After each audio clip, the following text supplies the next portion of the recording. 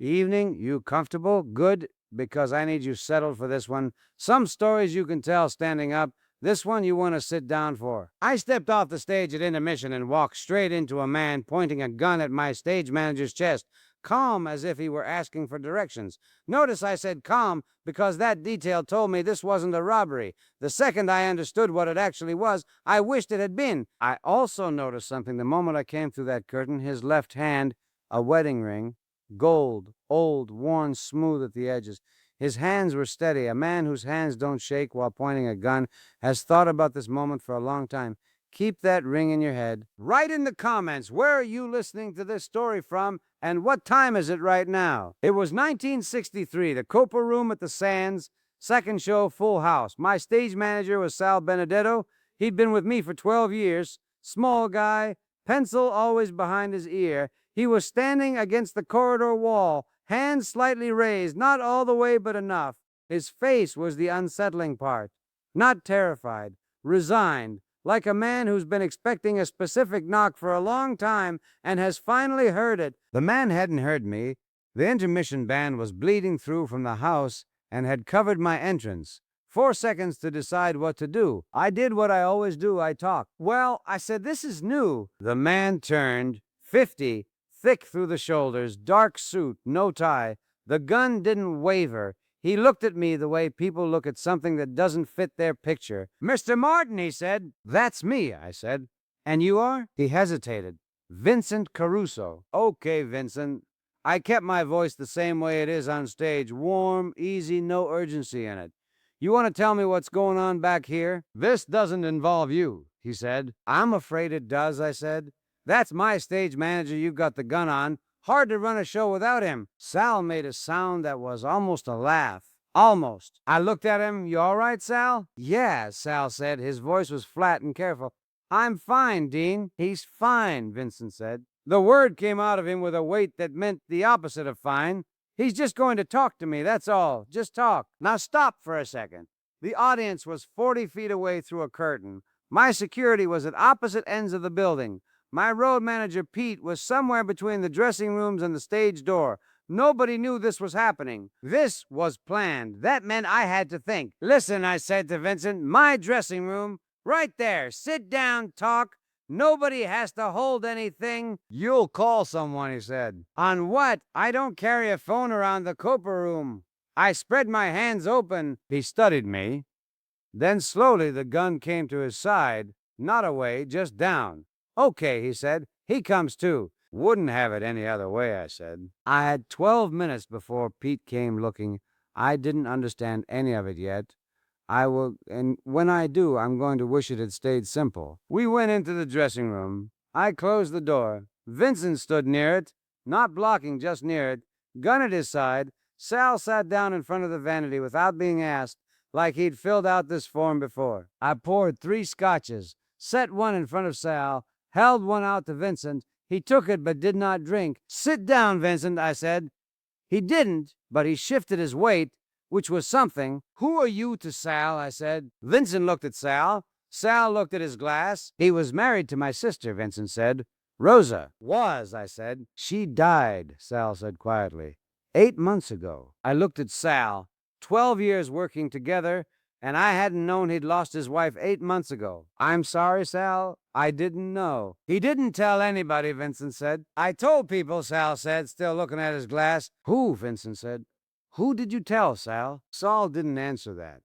The words came out with a specific bitterness, like they'd been sitting in his mouth for a while. He's good at not telling people things. I set my glass down. Okay, what is it you want to tell him, Vincent? Because this, I gestured toward the gun, tells me you've been holding on to something for a while. Vincent set his glass down and reached into his inside jacket pocket. I went very still. Not a weapon. An envelope, sealed, Sal's name on the front in unsteady handwriting. Rosa wrote that, Vincent said. Before she died. She made me promise. He held it out toward Sal. Sal didn't move. Take it, I said quietly. He knows what's in it, Vincent said. Don't you? Sal said nothing. 8 months, Vincent said. 3 times I tried to reach him. He moved, changed his number. He set his glass down without drinking. I had to hire someone just to find out he was here. in this building tonight. Vincent, I said, how sick was she? He looked at me like the question surprised him, like no one had asked it directly in 8 months. 11 months, he said. From the diagnosis to the end, 11 months. He looked at Sal. She asked about you. Toward the end, every day, every single day she asked. Everything stopped. The dressing room, the noise from the house, the air itself. All I could hear was the band through the walls, playing something slow and completely unaware. Saul still hadn't moved, hadn't reached for the envelope. Sal, I said quietly, take the letter. He looked at me with something I'd never seen in 12 years, not fear, something older. He took the envelope, held it in both hands, didn't open it. Thank you, Vincent said. The words seemed to cost him something. He set the gun on the dressing room table, flat the way you set down a tool you're finished with, and sat in the chair by the door. I let out a breath. Okay, I said. We're still here. You're not going to call anyone? Vincent said. I'm not. Why not? Because you set the gun down. Because you brought a letter. And because he's not surprised to see you. I nodded at Sal. Which tells me this isn't random. Vincent studied me. You're going to be late for your show. Show can wait, I said. You want to put that in your pocket? I nodded at the gun. He picked it up and put it away. Good. We've got about 10 minutes before someone comes looking. I'd like to use them. I looked at Sal. He was still holding the envelope. His thumbs were moving across the surface of it, slowly, like he was reading something written in the paper itself. She wanted you to have it, Vincent said. His voice had gone quiet. That's all she talked about at the end. Making sure you got that letter, I promised her.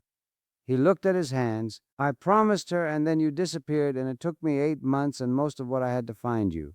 He paused. I wasn't going to hurt him. I just needed him to stand still long enough to take the letter. Why the gun, Vincent? I said. He looked at the floor. Because the last 2 times I found him, he ran. I looked at Sal. Sal said nothing. You ran, I said. Yes, Sal said. From a man delivering a letter from your dead wife. He put both hands flat on his knees. I know how it sounds. I'm not judging you. I'm trying to understand. I turned back to Vincent. You could have left the letter with the hotel, with anyone. I promised Rosa I'd put it in his hands, Vincent said. Those were her exact words, his hands, so I needed his hands. Wait, a man who wanted to hurt Sal wouldn't have planned around a promise to a dying woman. What I'd walked into wasn't a threat. It was grief with nowhere left to go. I looked at Sal. He still hadn't said a word. His hands were flat on his knees. He was looking at a spot on the floor, not seeing anything. Sal, I said, voice the same as on stage, even, warm, no accusation in it. What are you afraid's in that letter? Sal opened his mouth, closed it. Then, I know what's in it. How do you know? Because I know Rosa. He stopped. Knew. What does it say, Sal? He shook his head, not refusing, more like he didn't have the right words yet. The band had gone quiet in the house. Intermission over. Pete would be at the curtain. I'm going back out. When I come off, I need you both to still be here. Sal looked at Vincent. You going to run again? Vincent said. Sal looked at the letter in his lap. No, he said. I'm not going to run. We'll be here, Vincent said. Before I go on, I walked back out and did 9 more songs for 230 people who had no idea what was 40 feet behind that curtain. Warm and easy on the outside, glass wall. That's the job, not the singing. The glass wall. When I came off, Pete was at the curtain. Everything okay, Dean? Fine. Give me 5 minutes. He stepped back. I went back to the dressing room and knocked. Sal's voice, come in. Both still there. The gun was on the table, barrel toward the wall. The envelope was open.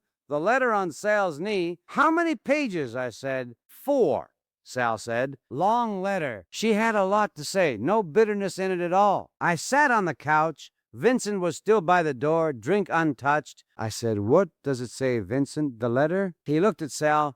Maybe you should let him tell you. He won't, I said. Not tonight. After a long pause, Vincent said, she didn't blame him. I waited. That's what it says. He said it like a fact that had bewildered him every single day for 8 months.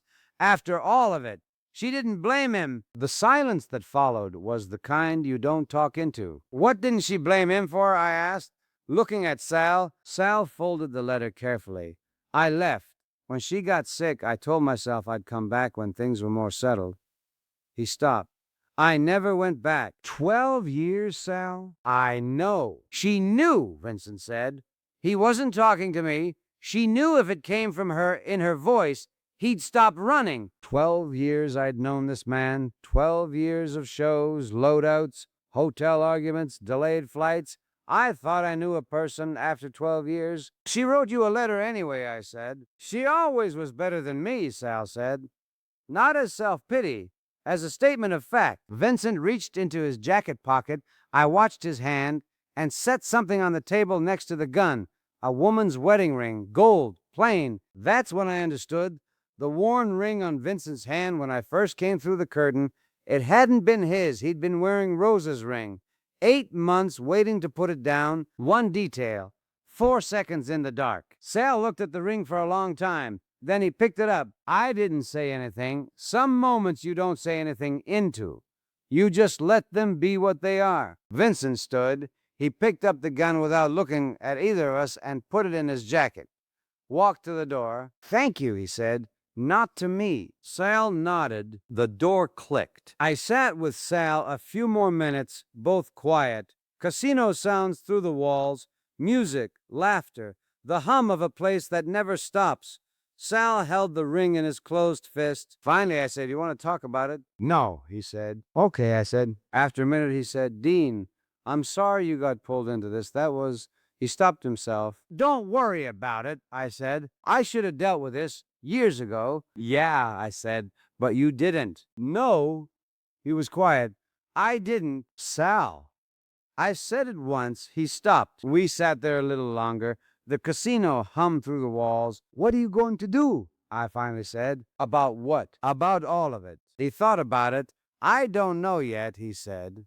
"But something." "That's a start," I said. I stood up. "Come on, we've got to settle with the band." He looked up at me. Something in his face softened just a fraction. Not relief.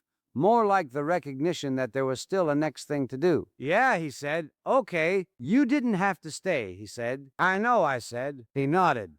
That was the whole conversation. He worked the rest of that night. Load out billing, settled with the band, same as always. I never brought it up again. A year later, he left the road.